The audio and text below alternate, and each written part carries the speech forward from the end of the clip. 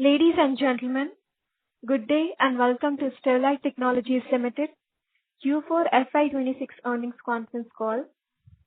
Before we proceed with the call, let me remind you that the discussion may contain forward-looking statements that may involve known and unknown risks, uncertainties, and other factors. It must be viewed in conjunction with our business risks that could cause future results, performance, or achievement to differ significantly from what is expressed or implied in such forward-looking statements. Please note that we have uploaded the results and earnings call presentation on STL's website, and the same is available on the exchange. In case if you not have received the same, you can write to us and we'll be happy to send the same to you. To take us through the results and answer your questions today, we have the senior management of Sterlite Technologies Limited, represented by Mr. Ankit Agarwal, the Managing Director, and Mr. Ajay Dhanjari, Chief Financial Officer.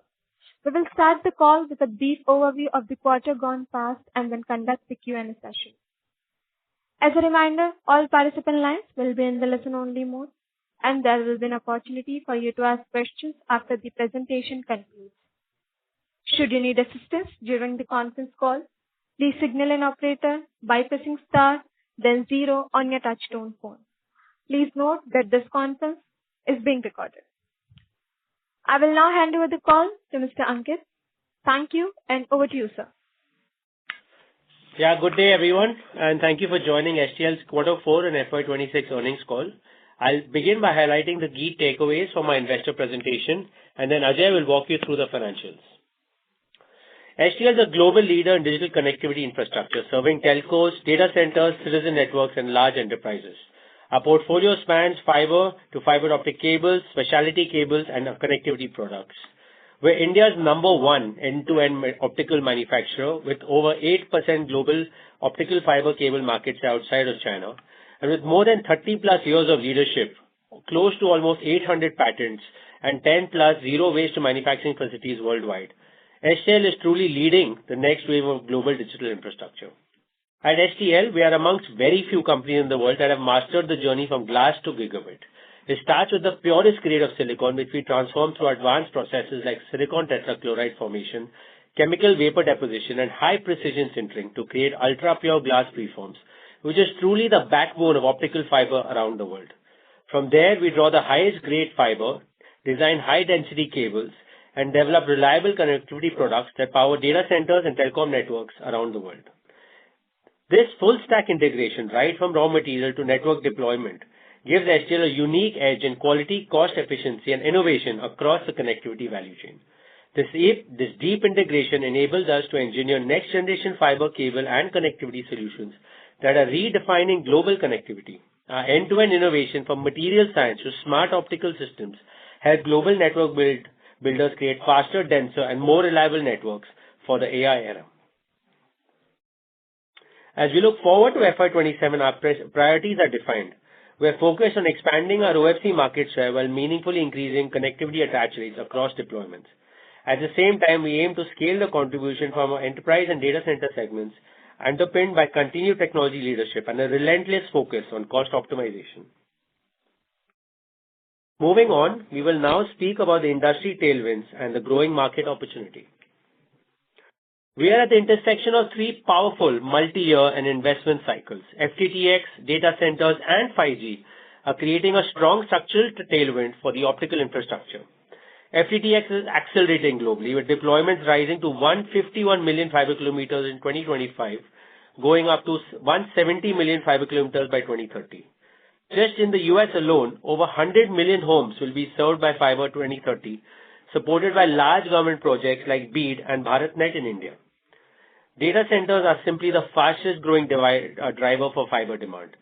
CRU projects that 40% of global growth in optical cable demand from data centers in 2026 alone, driven by hyperscale expansion and AI workloads. North America installed DC capacity is expected to more than double from 60 gigawatts in 2025 to almost 115 gigawatts by 2030. Hyperscaler DC capex is expected to increase to a whopping $762 billion. 5G is scaling rapidly with 6.4 billion subscriptions expected to go to by 2030, and carrying 80% of all mobile traffic. This requires massive fiber haul, backhaul, front haul, and network densification across the board. Together, these three cycles are creating a structural multi-year demand tailwind for the fiber and connectivity, positioning STL at the center of next global digital infrastructure build-out. Next, we show how global telecom and big tech giants are aligned in backing optical fiber as the base of digital future across 5G, broadband data centers, and the AI infrastructure. The takeaway is very simple. Fiber remains at the backbone of all of the digital infrastructure. Moving on to slide 7 shows how the AI revolution and rapid data center expansion are creating once-in-a-generation opportunity for optical connectivity. As per sources, by 2030, nearly 70% of data center demand will be AI-led, driving a sharp increase in capex and infrastructure intensity. GPU architectures are rapidly shifting from 400 gig to 800 gig and all the way to 1.6 terabit, speeds where copper reaches its bandwidth threshold and fiber becomes essential. Simultaneously, AI workloads are creating dense fiber interconnections, exponentially increasing fiber per rack, and every new data center multiplies this demand.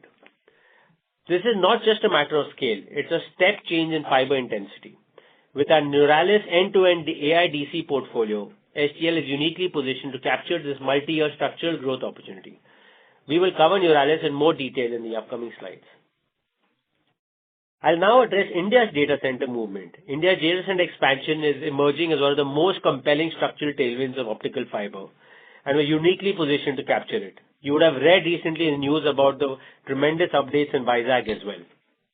Installed capacity is set to grow to 5x from 1.4 gigawatts in 2025 to 8 gigawatts by 2030. What makes this cycle particularly powerful is the breadth of commitment that hyperscalers like Google and Microsoft are deploying tens of billions of dollars. Indian conglomerates like Adani and Reliance are anchoring gigawatt campuses, and even domestic majors like TCS are laying out long-term capacity plans. This is a diversified and resilient demand base. A supportive policy environment, state incentives, power availability and benefits, and tax holidays extending to 2047 is further de-risking and accelerating the build-out. Every dollar of data center capex has a direct multiplier of fiber intensity across DCI, metro, and long-haul networks, with optical cable demand projected to grow at 11% CAGR to 2030. This is not a cyclical uptick. It's a durable, high-visibility growth opportunity playing out right here in our home market in India. According to CRU, global optical cable demand growth for 2026 has been upgraded to about 6.8% year-on-year, following stabilization in 2025, led by mainly the North America's data center build-out and improved execution in China. Importantly, demand is now consistently outpacing domestic supply in North America, keeping the lead times tight.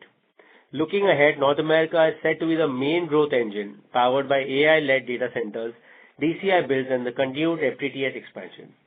CRU expects it to deliver the strongest regional CAGR of 15% all the way to 2030.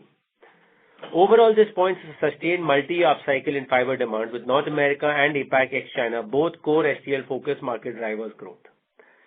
We are also seeing positive momentum in India, Southeast Asia, and parts of Europe, which are closely aligned with our stated strategy. We are successfully seizing new market opportunities, a trend that is clearly visible in our record order book intake this year. In FY26, order inflows more than doubled to 7,687 crores, up 109% year-on-year as compared to 3,672 crores in FY25. This momentum has been driven by a series of strategic wins, including large-scale data center projects, predominantly in North America, and long-term orders which were secured from Tier 1 telecom operators in India. Importantly, our order book today is well diversified with a healthy mix of order intakes from all customer segments and product categories across regions.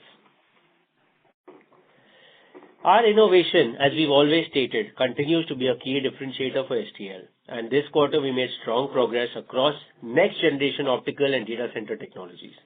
The launch of India's first hollow core fiber cable marks a defining milestone in STL's innovation journey and reinforces our leadership in AI-ready digital infrastructure.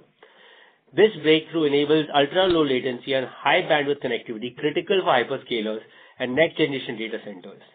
As for current data, the hollow core fiber is expected to reduce the latency between 35 to 40% in the network, which will be a huge breakthrough. As some of you may have seen, STL launched Neuralis, our flagship AI-era data center connectivity portfolio in the US at Data Center World 2026. I will cover about that in detail in the next slide. Our innovation engine is backed by deep IP portfolio of over 780 patents, with 21 new filings this quarter and has been recognized through multiple global awards. Through these advancements reinforce our position as a technology leader, building future-ready capabilities that align closely with AI cloud and high-performance network demands. Slide 17 presents our latest launch of Neuralis, which is our purpose-built portfolio for the AI era of data centers. It addresses two mission-critical needs, AI white-space connectivity and high-speed DCI, where fiber density, speeds, and simplicity matter the most. With pre-terminated fiber trunks, high-density arrays, Celesta IBR cables scaling up to close to 7,000 fibers, and intelligent enclosures, Neuralis enables faster deployment and massive GPU clustering. Leveraging STL's full integration from glass preform to pre-terminated assemblies, Neuralis reduces deployment complexity and accelerates time to service, which is critical for data centers.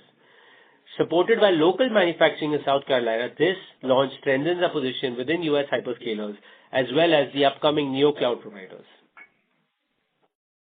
Slide 18 highlights STL leadership in multi-core fiber, key enabler for quantum safe as well as multi-terabit networks. Multi-core fiber allows between 4 to 7 times higher capacity within the same physical footprint, improving space efficiency while lowering deployment infrastructure costs, making it ideal for AI data center long-haul, 5G, and high-performance interconnects. We have shown strong capability enabling India's first quantum key distribution over multi-core, completing live 100-kilometer testing, and becoming the first globally to deploy MCF in both aerial and underground networks, further validated by our latest successful trials with Colt, a leading operator in the UK. Overall, this positions STL at the forefront of quantum-safe next-generation optical networks with strong relevance for global hyperscalers and carriers. And as a continuation from our previous call, we have made successful progress on our two next-generation fiber platforms, 654E as well as hollow core fiber, both designed to address the rapidly evolving requirements of modern connectivity networks. Since then, 654E has been successfully launched and also secured our first commercial order, validating strong customer interest with its 30% lower signal loss, larger core, which will enable higher power, ultra-long-haul DWDM and DCI applications. In parallel, we have launched India's first hollow core fiber, as I mentioned, a cable with a true step-change technology with light travels through an air-filled core, delivering 30 to 47% lower latency, with supporting bandwidth from 800 gig to 106 terabit and beyond. Together, these platforms significantly strengthen STL's leadership in high-performance optical networks and position us to be a select group of global players shaping the future of fast, low-latency AI infrastructure.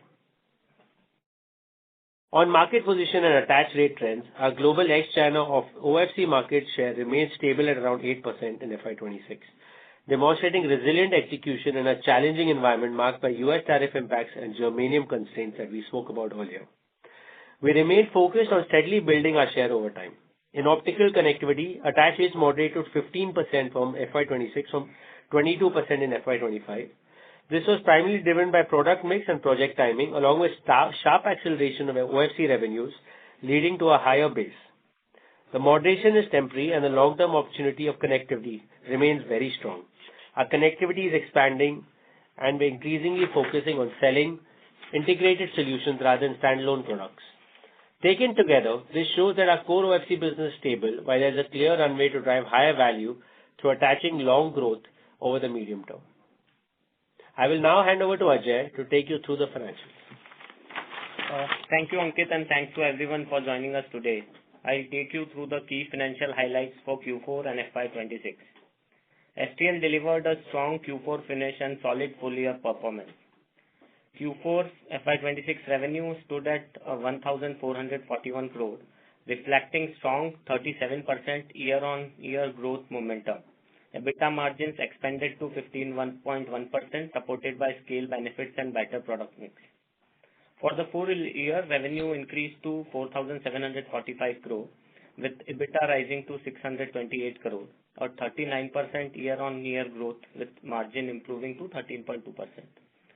PAT also turned positive in Q4 and for the full year, reflecting improved profitability and execution.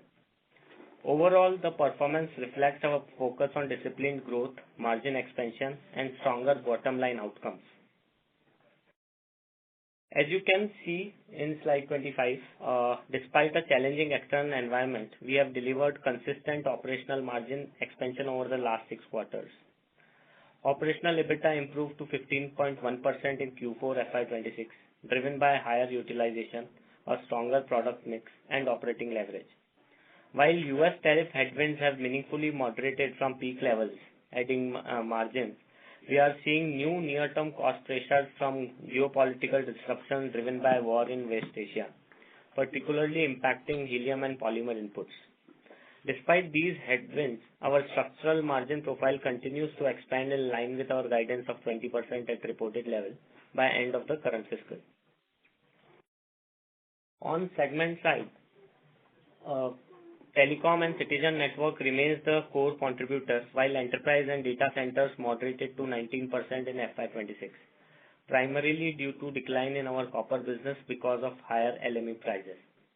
Looking ahead, with accelerating AI data center investments and pipeline visibility, we expect the enterprise and data center segment to scale up to 30% of revenues in the current fiscal.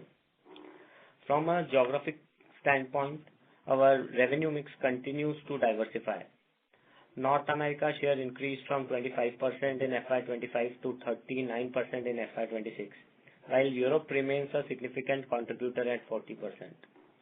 This balanced regional footprint reduces concentration risk and positions us well to capture growth across key global markets. Moving to the order book, we have seen strong momentum this fiscal. Our open order book stood at 7,309 crore in FY26, up 67% from 4,378 crore in FY25, reflecting healthy order inflows and strong market confidence. Of this, 1,468 crore is slated for execution in Q1 FY27, while the remaining order is scheduled for execution over Q2 FY27 and beyond. This robust order pipeline provides strong revenue visibility and reinforces our growth outlook for the year. On slide 28, we have shared a brief snapshot of our reported numbers for your reference. Net debt stands at 1,128 crore, with debt to equity of 0.5 and net debt to EBITDA at 1.3x, comfortably below our earlier target of 2x, with a revised ambition of moving below 1.2x. Turning to our IT services business, STL Digital for FY26, digital revenue closed at 284 crore compared to 290 crore last year, while EBITDA improved meaningfully to 3 crore, reversing a loss position in FY25. This demonstrates our clear focus on sustained profitable growth rather than scale at any cost. In Q4, we added a new UK-based healthcare client, expanding our footprint in data engineering, analytics, and product services. With 9 new customer logos added in FY26, our total customer base now stands at 35. With this now, I hand it over back to Ankit for updates on our social responsibility initiatives and closing remarks. Thank you, Ajay. STL CSR initiatives continue to create a strong and measurable impact across healthcare and education. This is all aligned with our philosophy that we must give back to the society in which we operate. Our flagship healthcare program, Swasthya Suraksha, won the Best Rural Healthcare Initiative for the year 2025 and at the Indian Social Impact Awards, recognizing its sustained contribution for rural and tribal healthcare. And education, the RoboEdge program received the Best Education Support Initiative of the year 2025 at the Indian CSR Awards for advancing STEM learning and innovation.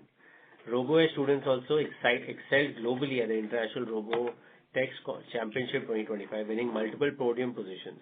9 students representing India, showcasing talent, teamwork, and innovation, reflecting India's commitment, STL's commitment to build a stronger, future-ready society. At STL, sustainability is simply central to our purpose. We are proud to hold a Synergy A rating, and our committed to achieving net zero emissions by 2030. Our strategy is built on three pillars. Environmental sustainability. Since FY19, we diverted 282,000 metric tons of waste, recycled almost 11 million metric cube of water, and reduced over 440 tons of carbon emissions through energy efficiency. Over 36% of our procurement is local, and we partner with Hygenco to advance green hydrogen successfully. Social responsibility. Aligned with the 16 United Nations SDGs, we positively impacted 20,000 plus lives through education, women's empowerment, and healthcare, alongside installing 4,500 kilowatt power of solar capacity. With two Big Four auditors and robust governance committees, we earned 100 plus ESG awards in FY19. Notably, HCL is the world's first optic fiber manufacturer certified for zero liquid discharge and zero waste to landfill, setting a truly industry benchmark. Let me close with our focus areas. Our goal is driving technology and cost leadership, growing its market in focus markets, increasing connectivity attach rates, and rapidly scaling the revenue contribution from our data center business. This strengthens HCL's role as a clear enabler to global digital infrastructure. With this, I'll close my opening remarks and hand it over to the operator to open the floor for questions. Thank you. Thank you very much. We will now begin the question and answer session. Anyone who wishes to ask a question may press star and 1 on their touchtone telephone. If you wish to remove yourself from the question queue, you may press star and 2. Participants are requested to use handsets while asking a question. Please note, in order to ensure that the management will be able to address questions from all the participants in the conference, kindly limit your questions to 2 per participant. Should you have a follow-up question, please rejoin the queue. Ladies and gentlemen, we will wait for a moment while the question queue assembles. The first question is from the line of Anirudh Pandhare from Param Capital. Please go ahead. Hello. Yes, you are audible. Yeah. Hi, Ankit. Congrats on the great results. Can you give us some indication on the current utilization levels and any sort of guidance going forward? I won't comment on specific utilization, but broadly it's improved slightly. As I said, we've called it out. We continue to have constraints with some of our raw materials, and we do expect those the constraints to reduce quarter on quarter, as I've been stating. So it's more of the same. Okay. And I mean, an extension of that question, probably, since you mentioned raw materials. Any update on the germanium or helium? We had seen significant, I believe, cost inflation there as well. So the costs continue to be quite high or very high. But as I said, more importantly for us is getting the availability itself. And that is something that continues to be a challenge, but we do expect it to improve quarter on quarter. Okay. So is there a number, sort of how far ahead do we have the, sort of the stocks? Like, is it for 2 quarters, 3 quarters, 4 quarters? Yeah, I mean, as I said, we have some amount of volume, for the rest of the year. It's about, optimizing and getting more so that we can, further utilize our factories. So there is some good amount of base we have, and we're continuing to try to get more. Sure. Great. Thanks. Thank you. Thank you. The next question is from the line of Aman Sehti from Sterlite Asset. Please go ahead. Hi, sir. Thank you so much for the opportunity. I hope I'm audible. It's a little hazy to hear, but go ahead. Yeah. I just wanted to understand on the recent QIP approval. Is it just an enabling resolution to maintain capital raising flexibility, or is there any defined I'm sorry to interrupt, Aman. Would you please use your handset mode? Yeah. Is it better now? Yeah, please proceed. Yeah. I just wanted to understand on the recent QIP approval, is it purely a enabling resolution to maintain capital raising flexibility, or is there any funding requirement already identified? And also on the context on the recent capital infusion from the parent level, how should we think about the incremental capital needs for Sterlite Tech? So I'll answer in two parts. The first one on the fundraising. So this has always been a enabling resolution which we take year-on-year basis. So this year also this needs to be considered as a enabling. Right now there are certain capex plans which we are having. We do expect that in near term we will focus on our technology leadership and upgrading our asset base to support high value data center portfolio offerings, which can have a approximate investment of 500 crores. Got it. Understood. And then my second question would be the kind of tailwind we have been, hearing on the data center. How should we look at our growth numbers since our order book itself has, gone up significantly this quarter? So growth rates and probably the margin guidance if you can provide for next year. Actually, we don't provide this kind of guidance. As we've been sharing, we are very focused on both the data center segment and the telecom segment. As Ajay said, we are looking at a capex of about 500 crores. So as you can appreciate that's happening on the back of our understanding and visibility of the market and the opportunities. So broadly, I would share that we continue to remain excited about the opportunities, and we are focused on capturing more and more share of this market. Fair. And so what would be a data center? Sorry to interrupt, Aman. Please rejoin the queue for more questions. Yeah, sure. Thank you. Thank you. The next question is from the line of Nikhil from Nuvama. Please go ahead. Yeah, thanks for the opportunity and congratulations on very strong number, especially deal rate. Ankit, I have one question for you and one for Ajay. So, Ankit, basically, I need some color if you can provide. The strong order book this quarter, was it volume driven purely, or you have seen improvement in realization? As well as if you can quantify contribution from data center within this, if possible. Nikhil, I can't give you color. I'll have to be black and white. But in seriousness, So the data center contribution. So we don't break that out. I think we've called out broadly the data center and enterprise. As you can see, the absolute number is growing, and we did have slightly lower copper sales. So overall, it's in the right direction. And I think as we've discussed and we've shared on these calls, we continue to work on securing long-term contracts and relationships, both with telecom operators as well as data centers. So that's moving in the right direction. Got it, Ankit. Very helpful. Second, for Ajay. Ajay, I think you commented two incremental point. What is, I think you upfronted the guidance of reaching 30% from enterprise data center compared to earlier guidance of 12 to 18 months. And second, you also, I guess, if I heard it correctly, you mentioned that by end of this year, Q4, you will achieve 20% in EBITDA margin.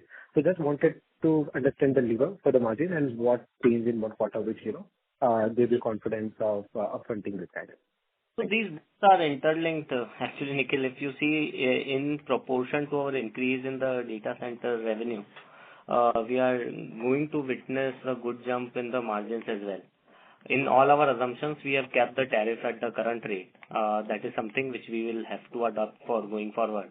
But right now, if we achieve that 30% rate, which looks like if we do the right execution, we can reach there. So we do target to have it by the end of the Q4, the margins which I have mentioned. Got it, Ajay. Again, very helpful and congratulations on very strong quarter and good luck for coming period. Thank you. Thank you very much. Thank you. Thank you. The next question is from the line of Rahil Dasani from MAPL. Please go ahead. Yeah, hi, I'm audible. Yes. Yeah, good afternoon, and first of all, thank you for this opportunity and congrats on a good set of numbers. A few basic questions to begin with. What's our IBR capacity as of date, and what are our plans to increase it, if any? Sorry, Rahil, we don't disclose capacities. Got it. Okay. Would you be able to share how much of our total preform requirement do we buy from outside as of date, and how much will this increase to as and when we start utilizing optimum capacity of 80%-85%? Sorry, Rahil, we don't disclose any of these things. Got it. Okay. So maybe what we can try is, on the hyperscaler side, why is the hyperscaler and DC sales volumes not picking up as much for us, while our global as well as local peers are scaling up very well and shifting majority capacities to DC demand? Are we seeing any product quality issues, especially with the 17, 28, and 3, 4, 5, 6 fiber count, and hence we are not getting approved by these hyperscalers? Rahil, I don't know what to say. There's none of these things exist, what you mentioned. We're very well placed with the data center and telco business, and I think we're growing quite. Got it. One last question would be, when are I'm we sorry to expecting- interrupt, Rahil. Please rejoin the queue for more questions. Sure. Thank you. The next question is from the line of Saurabh Jain from Sunidhi Securities. Please go ahead. Hello. Congratulations to the entire team for the wonderful performance, and thanks for the opportunity. Sir, my first question is, during Q4, OSP prices have witnessed a very sharp increase, particularly from late December or early January. So how has been the trend in the realizations of late across the standard OSP and high frequency data center cables? How is the difference in prices, and what's the delta in margins playing out likely? And how are we going to evolve the mix in our favor? Yeah, thank you. I would kind of reiterate what we've been saying through previous calls. We do not play in the spot market, and we do not sell in the spot market. We are very, very focused on long-term contracts with our select customers globally, particularly in Europe and US and in India. So that's how we look at it. Of course, at any point, if for example raw materials or freight or anything is going up and down or tariff, then those are conversations we have with our customers, and we look to see how we can adjust those things.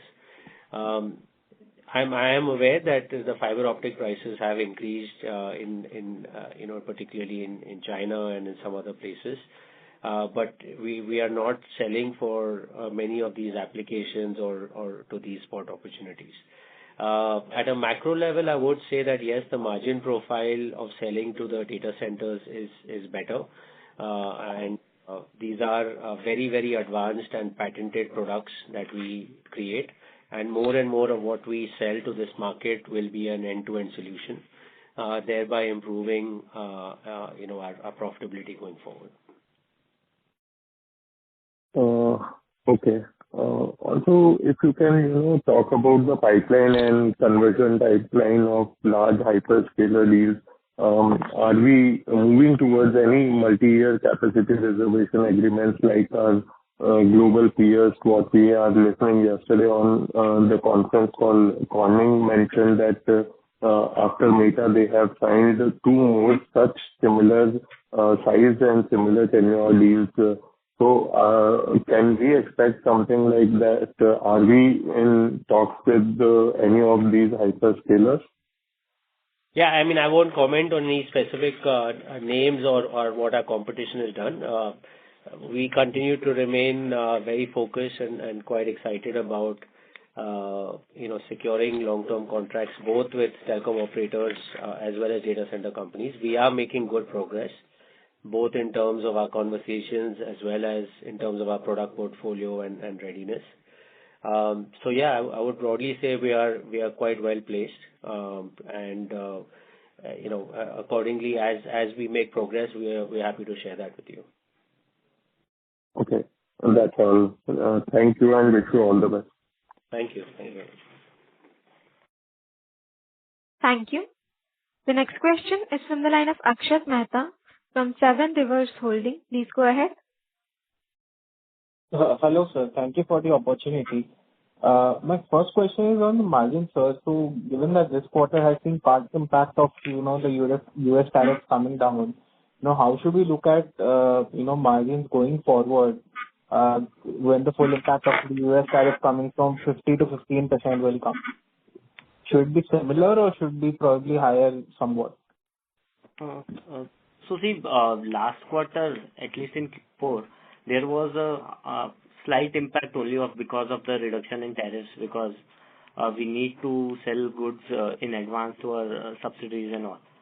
Going forward in Q1, there will be a positive impact on account of tariff, while our revenue is expected to increase further from U.S. operations. But there is one more counterpart to it, which is the cost, which is increasing significantly due to this war issue. So broadly, there will be an improvement in the overall margin profile, but that won't be similar to what we are reflecting here. Like it will have some impact of the cost increase as well. Okay. So should it be at similar levels to what is in Q4 or the ending? It should be, while I can't give any guidance on that, but it should be on an improving stage from Q4. Okay. My second question is on the I'm fact sorry that you to said interrupt. I'm sorry to Ma'am, interrupt. this is Mr. my Mehta. second question, ma'am. Hello. Yeah. So I just wanted to double check on the thing that you said that you don't really sell in the spot market side. What is kind of stopping us from diverting a few million kilometers of the capacity to sell in the spot market, except for on a principal basis or on a value basis, to take advantage of this opportunity? I mean, look, I think it's, we've been in this business for 30 years. I've been in this business 16 years. And, I think our learning from that is that, what you want to really make sure and go out of your way is that you're having, a large portion of your city catering to the right kinds of customers who are building and co-developing with you in terms of products. And it is truly a long-term partnership. So that's the philosophy we've chosen. And it requires a certain amount of discipline because it's easy to get excited about some of these spot prices. But we've chosen that path of discipline, focus on R&D, and creating long-term value. That's the reason. Okay. Thank you, Ankit. Thank you. Thank you. The next question is from the line of Pushkar Jain from Milli Capital. Please go ahead. Hi, sir. Am I audible? Yes. Yeah. So we were actually looking at a PPT of Omnicure. So they had some exclusive tie-up with you for germanium. So is their entire capacity enough for us, or we need more? And is the supply started for the same? Sorry, I mean, for confidential reasons, we can't share where we stand on this or our suppliers. It is an important raw material and like helium and some others, and we continue to take strategic actions. Okay. And post this capex, can we at least tell what will be our capacity for OF and OFC? Sorry, we're not going to be disclosing capacities going forward. Okay. Thanks a lot. Thank you. Thank you. The next question is from the line of Bala Subramanian from Arihant Capital. Please go ahead. Good evening, sir. Thank you so much for the opportunity. Congratulations for a good set of numbers. Sir, my first question on the data center side, I think we are launching advanced products like Neuralysis, hollow core fiber, G654, and I think many products are under pipeline. But if you look at on the international market, big players are taking billion-dollar orders, especially for data center and generative AI and enterprise side. So I'm trying to understand whether is there any active pipeline or RFQ we have. Even these data center hyperscaler customers, they are willing to fund and they are willing to for a risk sharing agreements. They are more aggressive on building data centers, especially for AI side. I'm trying to understand whether our products, how we are getting orders, whether we have a pipeline of any billion-dollar orders, especially long term, maybe 3 to 5 years time frames, right? If you could share your thought process on the industry levels and how our products are fit into the market. Thank you. I think broadly, I would say that we've done some good work. I'm very proud of our team in terms of the product portfolio we've created. Neuralis is truly cutting edge what we've launched, and is truly a great solution that we believe will serve the data center world. I think we're well placed, I think, in terms of our portfolio, in terms of the work that we've done. And we are, we do have some good customers where, we're working well with them in terms of looking at their long-term requirements. And as we continue to make progress and as we continue to grow with them, we'll continue to update you. Thank you. The next question is from the line of Sunny Gusel from MK Ventures. Please go ahead. Yeah, hi. Thanks for taking my question and congratulations on a good set of numbers. My question is on the optical interconnect segment. So we have seen some, in my understanding, some stagnation in the revenue in FY26.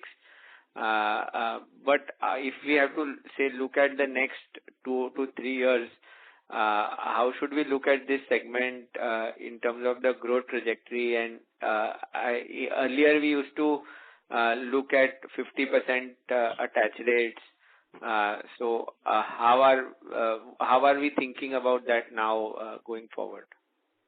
Yeah, thank you, Sunny. And look, I think that structurally, yes, the attach rate percentage-wise has come down. But I think it's largely a timing and mix-related factors. There's no change in structural demand. I think we've been working hard on this for a few years now, building our product portfolio. We've also been working closely with customers to co-develop it for them. So I do see this that, at least on an absolute basis, the revenue should continue to increase over time. There are also certain connectivity products that are required for the data center segment, which we are evaluating and looking at. So I think combine both of these, what are the attach rates required for the home portfolio, home connectivity, as well as data center connectivity. I do see this growing year on year going forward.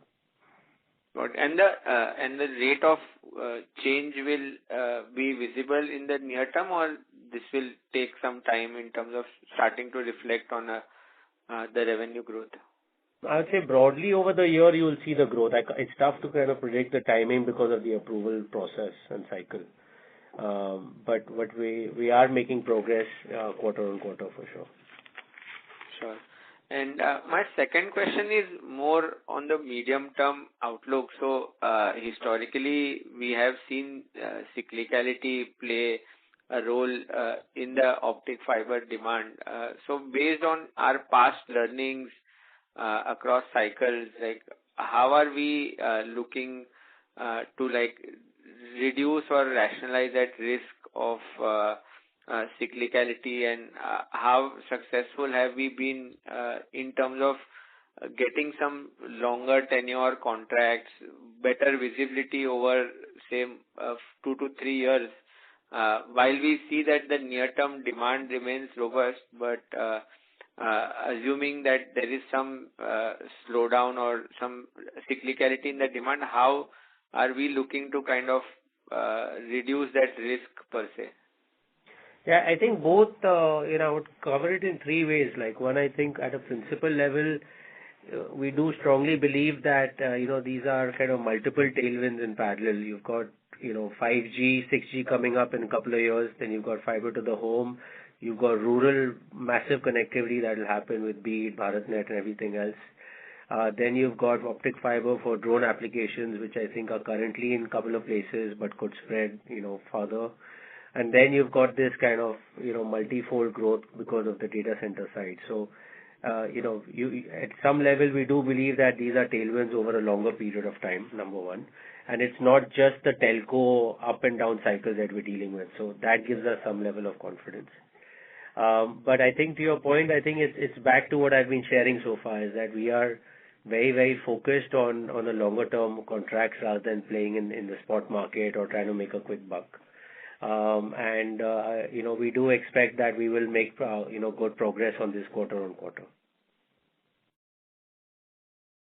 Thank you. The next question is from the line of Saket Kapoor from Kapoor and Company. Please go ahead.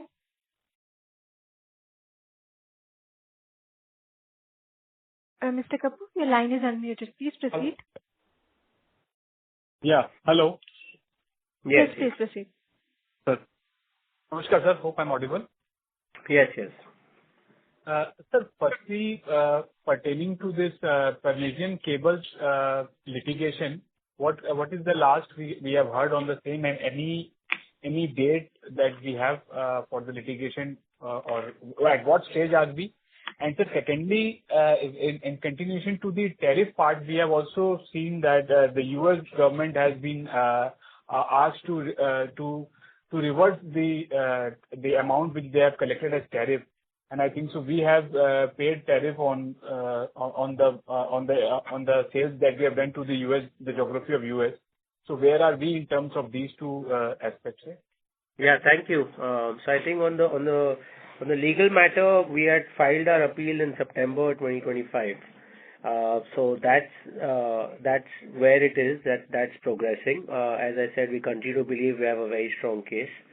We do and hope for a favorable outcome in that matter. And I think in terms of the tariff rebate, you're right. There is a process that's got kick-started in the US for repayment of tariff to the importer on record.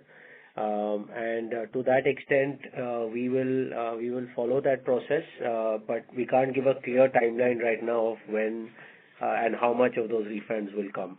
We can probably update you, in the next earnings call. But sir, what amount we have paid as tariff is there with you, so that you can share. Whatever is the refund, that will happen in due course, but you can share the amount at least, how much we have paid as tariff. I think the 6 to 7% of EBITDA was negated because of this, if I remember correctly, in the last quarter or the before quarter when the tariffs were at 50%. I think broadly it will be north of 100 crores. North of 100 crores. Actually, sir, hypothetically, with this judgment Sorry to interrupt, Mr. Kapoor. Madam, I will only conclude. Won't be getting opportunity again, ma'am. Just a small point. Sir, in case the judgment comes, do we have any other option to appeal higher, or what would be the process going ahead with the Parisian part? I think so that's a huge liability of 100 million. So, sir, next step क्या रहेगा उसमें? Yeah, there's in fact two more steps. One, currently this is in a bench of 3 judges. You can then appeal to ask for all the judges to be present and to again evaluate the matter. If again after that, then again we can appeal to the Supreme Court. So there are 2 more stages or so called after this. Thank you. The next question is from the line of Tej Patel from Nivshivya. Please go ahead. Hello. Thank you for the opportunity and congratulations on a good set of numbers. Again, sir, now bringing back to the earlier participant's question, I know we have been in discussion with the hyperscalers, since so long, and you are making good progress, right? But given our capabilities, and I'm just trying to understand, there should be some progress made, right? And I just wanted to understand what could be the timelines, where we could look to close this, let's say, orders or deals or any LOIs with the hyperscalers, because it's almost like a 3 to 4 months we are into discussion, and then we have let's say domestic peers, global players, getting those orders. So just wanted to understand, what are the timelines on these orders, or are we facing any problems on that side? No, as I said, at least I don't think we are facing any orders. We are continuing to expand our product portfolio that can serve this market. and we've got good feedback from our customers. We continue to get orders from them, and we are, as I said, we're making good progress with the hyperscalers in terms of what could a longer term partnership be. So that's the conversations that are going on. Okay. And so are we at least in the testing mode of our products with the hyperscalers? So I think we already shared last quarter. We are actively now supplying into this market. Got it. And sir, I think we were upgrading our line to the IBR for higher fiber counts. Is the capex on track? I think it was supposed to get live by June 2026, right? We don't comment about specific product lines, etc. So I won't be able to comment on that. Okay, sir. Got it. Thank you. Thank you. With this, we conclude our call. I would now like to hand the conference over to the management for closing comments. Thank you everyone for taking your time to hear us out. We remain excited and motivated to drive this business forward and to unlock its full potential. Through our efforts, we see a tremendous opportunity to connect the unconnected across the world, and especially here in India. We truly believe STL is well positioned to play a pivotal role in building the digital infrastructure of the future and of our country.